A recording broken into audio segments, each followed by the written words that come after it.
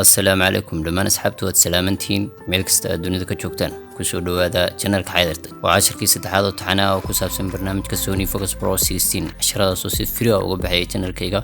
waxaa idin soo jeedin doonaa anigoo Xaydar maanta casharkan waxa uu ku saabsan yahay basics of editing with Sony Focus Pro 16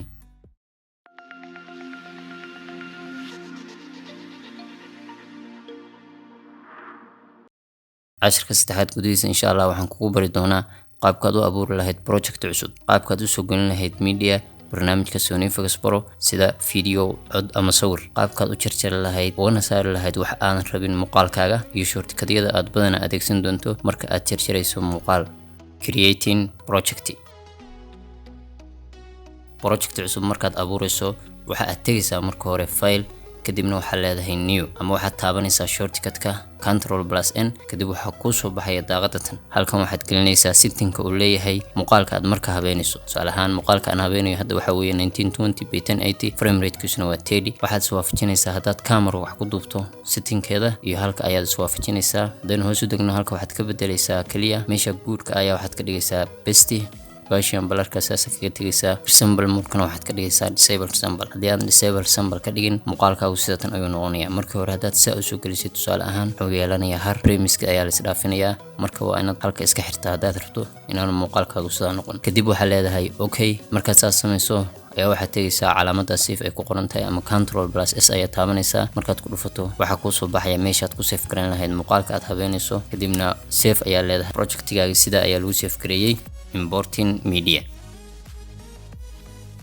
qaabkaad u soo gelinayso barnaamijka waxyaalaha aad rabto inaad ku jarjarto sida muuqaal cod ama sawir waxaad sameynaysaa qaabab badan ayaa jira oo wax lagu soo gelin karo barnaamijka drag and drop Sony Focus Pro wuxuu awood u leeyahay inaad soo jiido muuqaalka aad rabto ama media aad rabto inaad jarjarto dibna aad toos u dhigto timeline-ka yes ayaa leedahay toos ayuu u yaalaa timeline-kii Explorer tab waa mid kale oo aad wax ka soo gelin karto barnaamijka kan waxa uu ku sahlayaa inaad computerkaaga toos u dhex tagto dibna folderka ay wax kugu jiraan aad toos wax uga soo qaadato tusaale ahaan halka ay wax ugu jiraan dibna muuqaalka aad rabto ama media aad rabto ayaad ku dhufanaysaa okay ayaa leedahay ama waxaad tagaysaa file kadibna waxaa leedahay import media folderka aad rabto ayaad dooranaysaa dib media ayaad toos waxaad u keenaysaa timeline-ka yes ayaa leedahay waa lagu keenay cutting clips and removing unwanted parts qaabkaad u jarjari lahayd muuqaalkaaga ama uga saari lahayd inta aadan rabin marka ugu horeysa timeline-ka ayaad keenaysaa muuqaalkaaga tusaale ahaan halka ayuu ku yaalaa double click ayaad ku dhufanaysaa yes ayaa leedahay markuu sidaa kugu soo geliyo marka waxaad sameynaysaa haddaad rabto inaad iska saarto waxaad ku khasban tahay inaad jarjarto muuqaalka haddaad rabto inaad soo dhaweysato timeline-ka halka ayaad tagaysaa kadibna plus ayaa leedahay ama minus waad iska fogeynaysaa waxaad tagaysaa meesha aad rabto inuu ka go'o muuqaalkaagu tusaale ahaan waxaan rabaa intro markuu dhamaado wixii ka dambeeya inaan la soo haro waxaan geynayaa meesha aan rabo inaan ka jaro kadibna waxaan taabanayaa right click waxaan leeyahay split markii la kala jaro ayaan waxaan iska jarayaa inta aan rabin ayaan tagayaa click ku dhufanaya marka ay leedku ii fuulo ayaan jarayaa waxa ii soo haraya intii kale aan anigu rabay tusaale ahaan waxaad rabtaa wixii ka dambeeya halka kan inay ka go'aan adigoo aan split tagin waxaad tagaysaa right click kadibna waxaa leedahay trim nd oo ah inta ka dambeysa calaamaddan iga saar ama waxaad leedahay Ctrl+S haddaan dhaho soo celiyo trim start ayaad sameynaysaa right click ayaad sameynaysaa kadibna waxaad leedahay trim start waxa laga jarayaa intii hore aadan aad u rabin marka qaababka ayaa loo jarjaraa muuqaalada tusaale ahaan waxaan rabaa inaan intraha bas ka saaro meesha marka maxaan sameynayaa halka ayaan waxaan ku dhufanayaa right click kadibna waxaan leeyahay split marka halka laga jaro ayaa waxaan tagayaa meesha intro ku dhamaanayo markaan tago ayaa waxaan leeyahay misna right click kadibna waxaan leeyahay split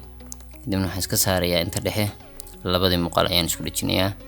haddaad daawato labada muuqaal ayaan intii u dhexayso uma dhexaynayso hadda toos ayuu bilaabanayaa muuqaalkii maxaan iska saaray bas intrihii marka qaabka ayaa loo jarjaraa muuqaalada auto rebal tusaale ahaan hadda haddaan jaro muuqaalka aan imaado meel kale kadibna aan jaro aan iska saaro inta dhexda way banaanaanaysaa waxaan ku qasbanaanayaa inaan kan soo riixo oo aan geeyo meeshii hore laakiin haddii aad auto rebel ku furan yahay halka ayaad ka arkaysaa auto rebel hadaad click ku dhufato hadeer highlight ayaa fuulay aad jarto wax meel kale geey inta dhexda iska saar waad aragtaan si automatically ayuu isu buuxinayaa muuqaalkii isu soo dhamaystiraya ama waxaad damacday inaad dhex geliso meesha aad ka jartay muuqaal kale, toos ayaad u keenaysaa. waa kala durkayaan, muuqaalkii wuxuu gelayaa meeshii dhexe isagoo aan labadii muuqaal oo kale dhex gelin ayuu wuxuu sameynayaa positionkiisa samaysanaya isagu. Ungroup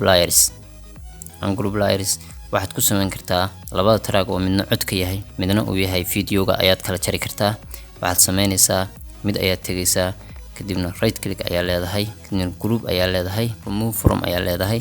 waa laga jarayaa. haddii awood waxa u leedahay inaad kaxayso mid kasta meeshaad rabto geyso. markaad kala kaxayso labadooda ayaad waxaad ku sameyn kartaa misna dib ayaad u gurubeyn kartaa. haddaad rabto inaad dib u kulmiso labadooda waxaad sameynaysaa control adoo haya ayaad dooranaysaa, kadibna kan kale ayaad tegaysaa, waad dooranaysaa, right click ayaa leedahay, group ayaa leedahay, create new group ayaa leedahay, waa la isku darayaa.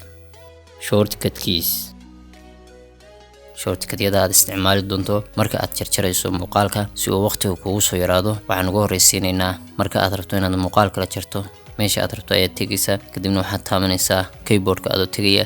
s ayaad taabanaysaa, waa la jarayaa. halka aad ka tegaysay right click kadibna aad lahayd split. haddaad rabto inaad trim end samayso ama trim start samayso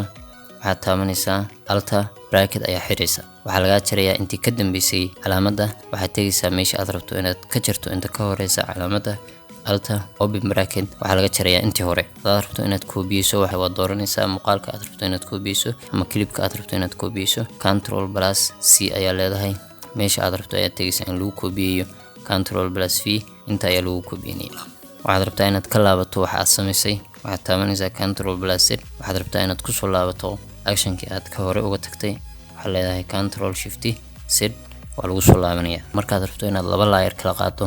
oo aad midba dhinaciisa u taagto waxaad leedahay mid ayaad tegaysaa, kadibna u ayaa leedahay, waa la kala jarayaa. haddaad rabto inaad isku soo celiso labadooda ayaad dooranaysaa, kadibna g ayaa leedahay, waa la isku soo celinayaa. waad ku mahadsantahay daawashada muuqaalkan, waxay noo balana muuqaalkan muuqaalka xiga insha Allah. mahadsanidin.